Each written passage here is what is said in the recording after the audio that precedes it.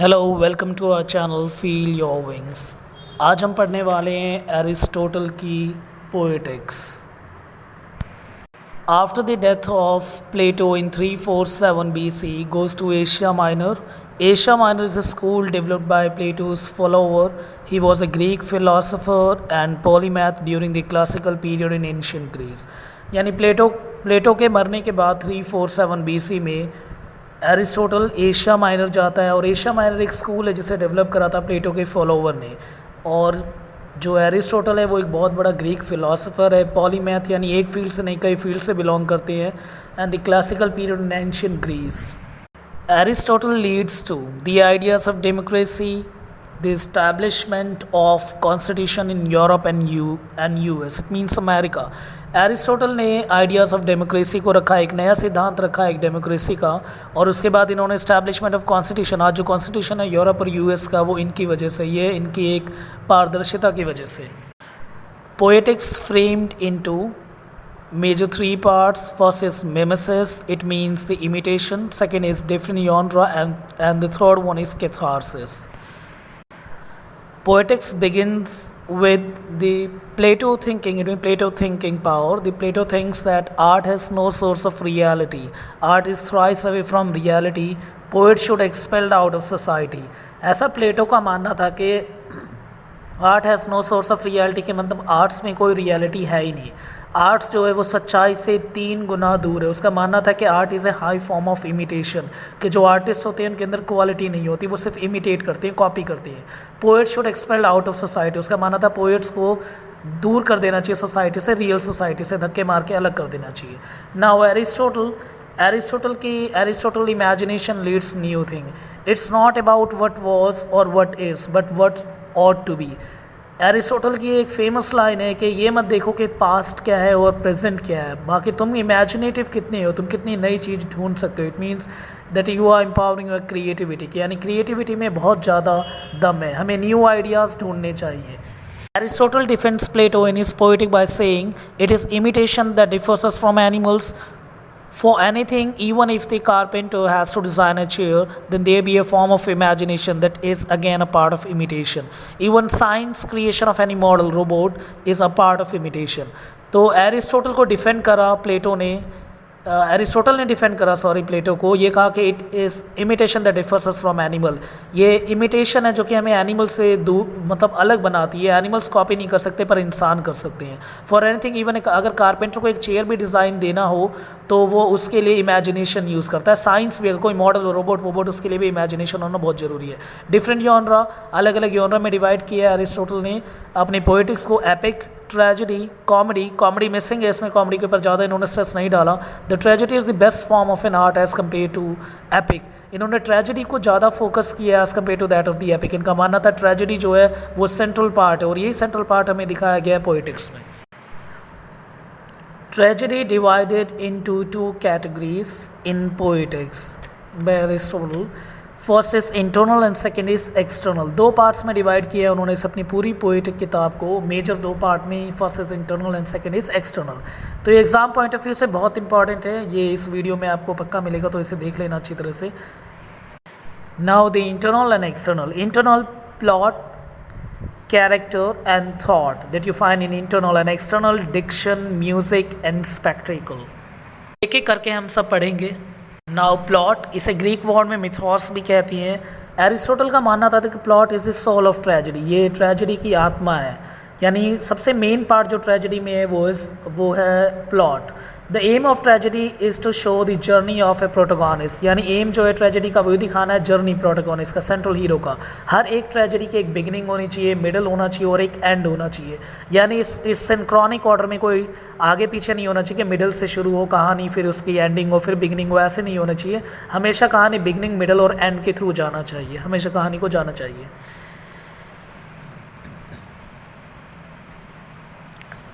Second one is the character, it is also called in Greek ethos, इसे ethos भी कहा जाता है। Tragedy present in the life of hero, इसमें hero उन्होंने मेंशन करा कि हीरो में क्या क्या चीज़ होनी चाहिए और किस किस के थ्रू एक ट्रेजेडी में हीरो को जाना चाहिए। First thing is goodness, second is consistency and third is appropriateness and fourth is heroic. इन सबको भी हम अभी समझते हैं। Hero should be better than average human being. The character should be appropriate. The king should be kingly and woman like womanly. Character should be consistent. It means that if some is good, remains good. If some is not fixed, it should not fix. The trade should not change until there is no strong reason. उन्होंने कहा था जो hero है वो hero की तरह मतलब वो एवरेज ह्यूमन बींग से ऊपर होना चाहिए. और जो कैरेक्टर है should not appropriate. The king should be kingly, यानी जो राजा है वो राजा की तरह दिखना चाहिए और जो वुमेन है वो वुमेन की तरह दिखनी चाहिए. If someone good remains good, अगर कोई अच्छा है तो वो अच्छा, यानी जिसका जैसा कैरेक्टर वो अपने कैरेक्टर में फिक्स होना चाहिए, उसमें कोई चेंजेस नहीं आने चाहिए. फिर उसके बाद उन्होंने हामर्शिया डिफाइन किया and its meaning that there is some error inside any individual. अगर किसी इंडिविजुअल के अंदर कोई गलती है तो उसे हामर्शिया कहते हैं.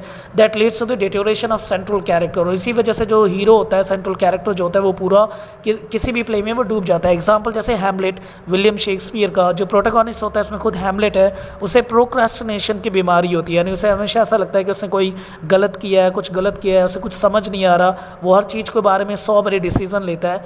तो यही है कि उनका यही मानना था. हामर्शिया का मतलब होता है एक फ्लॉ, ये कमी होना किसी के अंदर. अगर सेंट्रल हीरो के अंदर कमी है तो उसे हामर्शिया कहते हैं. ये पोएटिक्स में इन्होंने मेंशन किया. प्रोक्रेस्टिनेशन का सिंपल वही मतलब है जैसे many chances to kill the uncle but he always procrastinate. It means leaves on another day. वो हमेशा दूसरे दिन के लिए छोड़ देता था कि आज नहीं, कल करूँगा, परसों करूँगा. ये उसका फ्लॉ था, उसके अंदर कमजोरी थी. तो कमजोरी को हामर्शिया डिफाइन किया है पोएटिक्स में एरिस्टोटल ने. सेकेंड पे आते हैं हम थॉट को डायोनिया भी कहते हैं. ग्रीक वर्ड है. The inner question that goes on inside the mind of a character and makes him choose a certain path is called Dionaea. तो यानी जो इनर क्वेश्चन होता है जो कि किसी सेंट्रल कैरेक्टर के माइंड में जा रहा है या किसी भी कैरेक्टर के माइंड में जा रहा है, हम उसे कहते हैं एक तरह से Dionaea. It means A thought process जो कि पोएटिक्स में मेंशन है. आपको ये टर्म्स याद रखने हैं और इन्हें ग्रीक में क्या कहते हैं यही सब आपको वहाँ पे मेंशन करके आना है. चाहे कैसा भी क्वेश्चन आए, किसी भी वे से आए, बस आपको यही सब लिखना है, आपके मार्क्स आसानी से आ जाएंगे. The next is the lexis, language and diction. It means the style of writing. उसके बाद musical element, the chorus should be compulsory just like a players in a play. तो बहुत ज़्यादा इन्होंने फोकस दिया था पोएटिक्स में. एरिस्टोटल के बहुत ज़्यादा फोकस है कॉरस. कॉरस क्या होता है? जब कई सारे लोग मिलके गा रहे होते हैं या इकट्ठा बैठे होते हैं. ये आप शेक्सपियर के प्ले में बहुत सारा देख सकते हो और बहुत सारे प्लेस हैं जिसमें आप ये सब देखते हैं. तो उन्होंने कहा था कॉरस भी उतना ज़्यादा इंपॉर्टेंट है जितना ज़्यादा कि एक प्लेयर से एक प्ले में होना चाहिए. Now this spectacle, the visual element proves to be a least important. इनका मानना था कि जो विजुअल एलिमेंट है यानी जो डेकोरेशन है आसपास की और वो सब कुछ, उसकी बहुत कम इंपॉर्टेंस होती है ड्रामा में. Those dramatists who believes in spectacle leads to a weird one drama. जो सिर्फ दिखावा या इन सब में विश्वास करते हैं, ऐसे ड्रामेटिस्ट जो कि एक्शन पे ध्यान नहीं देते, आसपास के लुक वो इन सब के लिए पर ध्यान देते हैं, तो वो एक सही ड्रामेटिस्ट नहीं होते. अब उससे नेक्स्ट हम पढ़ेंगे catharsis and this is too much important, बहुत ज़्यादा इंपॉर्टेंट है. Emotional satisfaction that brought to audience. Audience अगर इमोशनली सेटिस्फाई हो जाए, जैसे किसी ने किसी का, जैसे सेंट्रल हीरो है, उसकी माँ मर जाती है, उसकी बहन मर जाती है, बाद में अगर वो हीरो उनके बदला अगर उन सबको, यानी जो उनके दुश्मन है उन सबको मार देता है, तो उसे एक फील होता है. इट मीन्स इमोशनल सेटिस्फैक्शन, उसे कैथारसिस कहते हैं. While through the two process, इन्होंने बताया कि कैथारसिस के अंदर 2 प्रोसेस आते हैं, the pity and the fear. On the death of someone, अगर कोई सेंट्रल हीरो मर जाता है तो जो बहुत ज़्यादा फील होता है उसे पिटी कहते हैं. तब वो इमोशनल जो फीलिंग रहती है वो जागने लग जाती है. एंड फियर ये होता है हर जो ऑडियंस देख रही होती है उन्हें ऐसा लगता है कि उनके साथ ये सब ना हो. The word that was normally use in ancient Greece by the doctor to mean the purgation or by the priest to mean the purification. इसका पहले मतलब था purgation, it means the purification.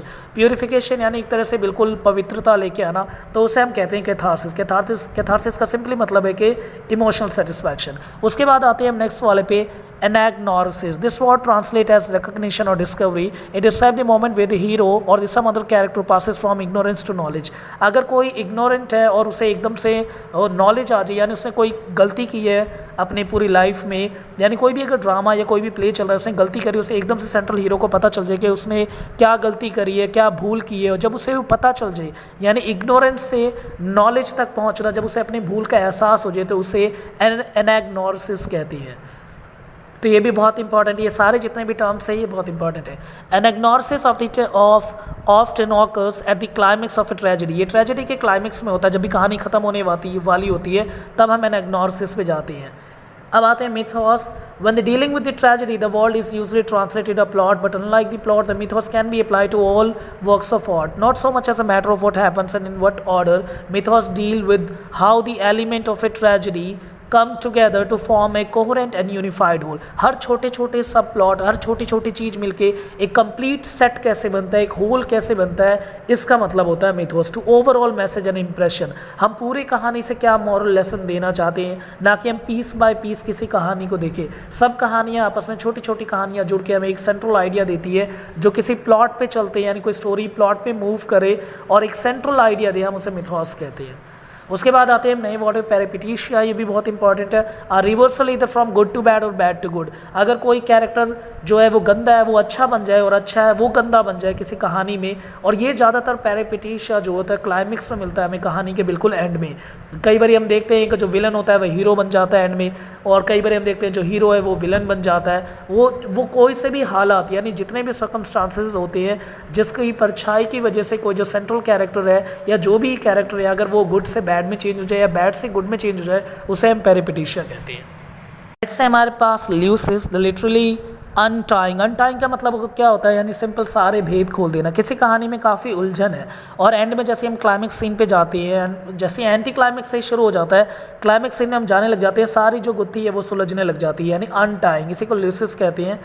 The lusis is all the action in tragedy from the climax onward. Climax से बाद सारी गुत्थियाँ सुलझ जाती है.